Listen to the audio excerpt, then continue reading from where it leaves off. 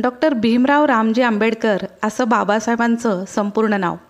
या नावात त्यांच्या आईचं नाव भीमाबाई, वडील रामजी व शिक्षक जे ब्राह्मण होते त्यांचे नाव होते केशव कृष्णाजी आंबेडकर, ज्यांनी स्वतःचे आडनाव बाबासाहेबांना दिले होते, म्हणूनच त्यांचे नाव आंबेडकर पडले.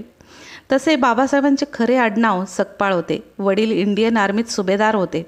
त्यावेळी त्यांची नेमणूक इंदोर येथे होती, म्हणून बाबासाहेबांचा जन्म हा मध्य प्रदेशातील इंदोर जवळील महू या गावी 14 एप्रिल 1891 साली झाला.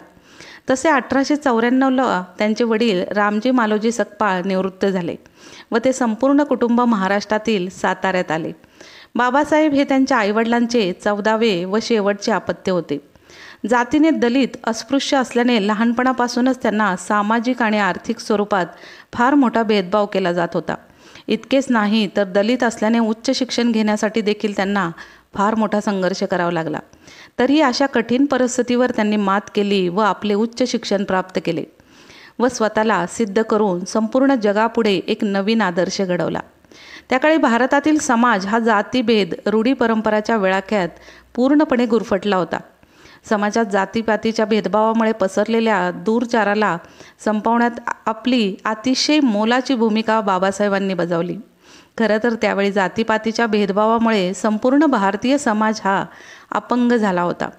हे सर्व मुळासकट नष्ट करण्यासाठी त्यांनी दलितांच्या हक्काच्या लढ्यात स्वतःला झोकून दिले आणि समाजातील ही परिस्थिती बदलण्याचा आटोकाट प्रयत्न करून त्यात बदल घडवला. त्यांच्या आयुष्यात त्यांना लहानपणीच आपण दलित असण्याचा भेदभाव अनुभवास आला. तसे त्यांचे वडील आर्मीत असल्याने त्यांना शिक्षणात विशेष अधिकाराचा फायदा झाला होता. परंतु दलित असल्याने शाळेतच त्यांना जातीगत भेदभावाला सामोरे जावे लागले. दलित जातीचे असल्याने त्यावेळी विद्यार्थी म्हणून वर्गात बसण्याची व शाळेत पाणी पिण्याची परवानगी त्यांना नव्हती. त्यावेळी शाळेचा चपरासी त्यांना वरून हातावर पाणी टाकून पाणी पिण्यास देत असे. जर एखाद्या वेळी चपरासी शाळेतून सुट्टीवर असेल तर त्या दिवशी मुलांना पाणी पिण्यास देखील मिळत नसेल. होणाऱ्या या सर्व अन्यायावर मात करत बाबासाहेब उच्च विद्या घोषित झाले. मॅट्रिक ते कोलंबिया विश्वविद्यालयाद्वारे डॉक्टरेट पदवीने सन्मानित होणारे ते पहिले भारतीय दलित ठरले. उच्च शिक्षणातल्या एकूण 32 डिग्रीज त्यांनी घेतल्या. भारतातील सर्वात जास्त डिग्रीज घेणाऱ्या यादीत डॉक्टर बाबासाहेब आंबेडकरांचे नाव घेतले जाते. डॉक्टर भीमराव आंबेडकरांचा संविधान निर्मितीत मुख्य महत्त्वाचा उद्देश होता की देशातील जातीपातीचा भेदभाव आणि अस्पृश्यतेला मुळापासून नष्ट करणे व अस्पृश्यता मुक्त समाजाची निर्मिती करून समाजात क्रांती आणणे. त्याचबरोबर सर्वांना समानतेचा अधिकार देणे हा होता. तसं 29 ऑगस्टला ते संविधानाच्या मसुदा समितीचे अध्यक्ष झाले. त्यावेळी मसुदा म्हणजे संविधानाचा ड्राफ्ट तयार करणे. एवढ्या मोठ्या कार्यात त्यांचा सहभाग असणे म्हणजे समाजातील सर्व वर्गामध्ये समांतर रचनावर भर देणे व देशातील वेगवेगळ्या वर्गातील अंतर कमी करणे. त्यातूनच एकता टिकवणे शक्य होईल व त्या व्यतिरिक्त त्यांनी धार्मिक, लिंग आणि जाती समानतेवर विशेष भर देण्याकडे लक्ष केंद्रित केले. तसं बाबासाहेबांनी 2 वर्ष 11 महिने आणि 7 दिवसांच्या अथक परिश्रमाने 26 नोव्हेंबर 1949ला समता, समानता, बंधुता व मानवतेवर आधारित संविधानाला राष्ट्रपतींच्या हातात सुपूर्द केलं. देशातील सर्व नागरिकांना राष्ट्रीय एकता, अखंडित आणि व्यक्तीचे स्वाभिमानी जीवन पद्धतीने भारतीय संस्कृतीचा गौरवण्यात केले.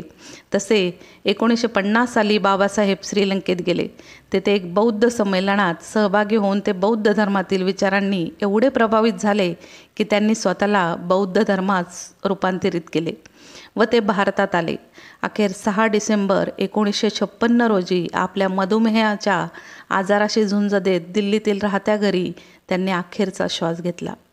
बौद्ध धर्मानुसार त्यांच्यावर अंतिम संस्कार करण्यात आले. अशा डॉक्टर भीमराव रामजी आंबेडकर नावाच्या महामानवाच्या अंतिम दर्शनासाठी अथांग जनसागर उसळला होता. अशा महामानवाला मरणोत्तर भारतरत्न देऊन गौरवण्यात आले होते. आयुष्याची 65 वर्ष या महामानवाने देशाला सर्व स्तरातून अनमोल योगदान देऊन जगाला एक कानमंत्र दिला. तो म्हणजे तुमचं आयुष्य किती मोठं आहे यापेक्षा तुम्ही तुमच्या आयुष्यात कसे मोठे व्हाल. जय भीम.